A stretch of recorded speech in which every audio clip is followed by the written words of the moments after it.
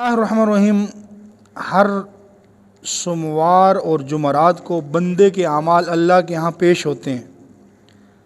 ہر بندے کے اعمال چاہے وہ برے ہوں یا اچھے ہوں اللہ کے ہاں پیش ہوتی ہیں، پھر اس بھیجے ہوئے عمل کے مطابق بندے کے لیے فیصلے اترتے ہیں۔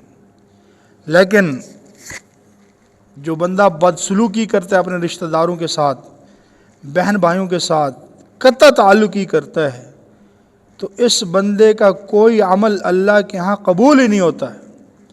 تو آج ہم اپنے معاشرے کے اندر دیکھ لیں، بھائی بھائی سے نہیں بول رہا، بیٹا باپ سے نہیں بول رہا، باپ بیٹے سے، بیٹی ماں سے، ماں بیٹی سے روٹھی ہوئی ہے، اور اس پہ سالہ سال گزر چکے ہیں لیکن ہم نے کبھی ٹینشن نہیں لی۔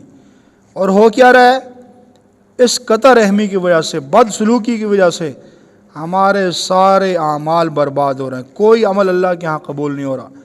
اس لیے بھائی خدا کے واسطے آپس میں جو رنجشیں ہیں، جو روٹ رٹاؤ ہے، اس کو ختم کریں اللہ کی رضا کے لیے، کہ کہیں ہمارے اعمال برباد نہ ہو جائیں۔